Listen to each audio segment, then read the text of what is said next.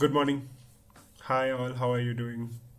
Please, I know I cannot hear from you, so you can tell me how you are doing in the comments below. Today, I'm doing this video after a very long time on a very important topic, which is getting very less representation, or actually, I don't see any representation about it on the Indian media. The topic that on which I would like to talk about is a huge protest which is going on in Israel against the sitting Prime Minister Benjamin Netanyahu. Now, this is going to have repercussion far beyond the borders of Israel. To begin with, about the protest, this protest is going on against Netanyahu for few weeks. It's not just one day thing.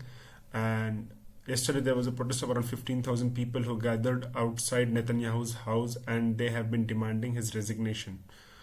To understand why is this happening, because Netanyahu is the only sitting prime minister of Israel who has not one, not two, but three corruption cases going on against him in the Israeli court.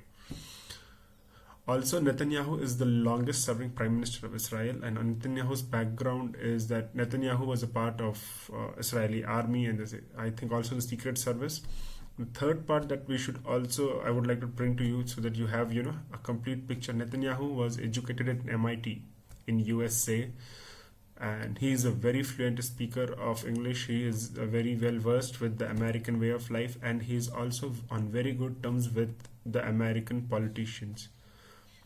Saying this, now coming back to the protest, why it is happening is because of the corruption charges I already said, and Netanyahu already does not have a very good majority. His government is already in a coalition government, and now I would like to tell, if Netanyahu goes, if this protest is successful, and if they force Netanyahu to leave the office, the effect that it will have on global scale. Point one, Netanyahu, if you remember that when Obama was the prime minister, he had a deal with Iran where he basically lifted sanctions on Iran, and Netanyahu was not in favor of it, and he went to the US Senate with a PowerPoint presentation, and he gave a PowerPoint presentation which basically angered the then president, Barack Obama also.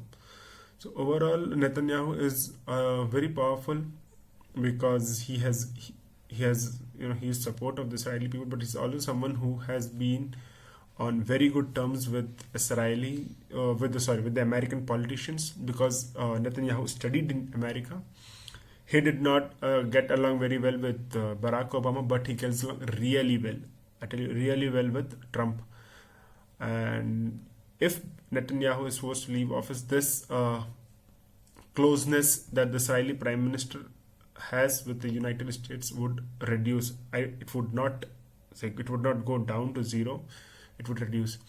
Secondly, Netanyahu has always been, a proponent of taking the Palestinian land, and strong action. You can say he's a strong man who always talks of action again to make Israel great again, sort of things.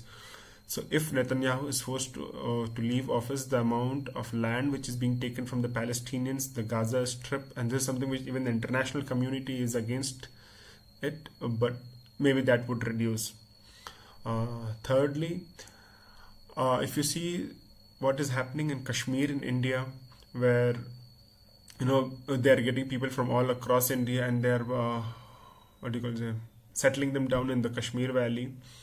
This is something which Israel had did, because Israel, if you remember, the Jews now settled in Israel were not part of the Israeli country. They were people who were persecuted from different countries, and they came down to that land in the desert and they populated it. And sadly, over the years, they have pushed the original occupants of the land, the Palestinians, out, and are now claiming it to be their country. And this is the same tactic which is now being applied in Kashmir. Maybe there could be that there's a huge mentorship of Israel on this, on the tactics and the best practices exchange and all. This could be something which could be going on, because Prime Minister Modi also enjoys a very close relationship with Benjamin Netanyahu. So yes, if Netanyahu is forced out of office, there could be lesser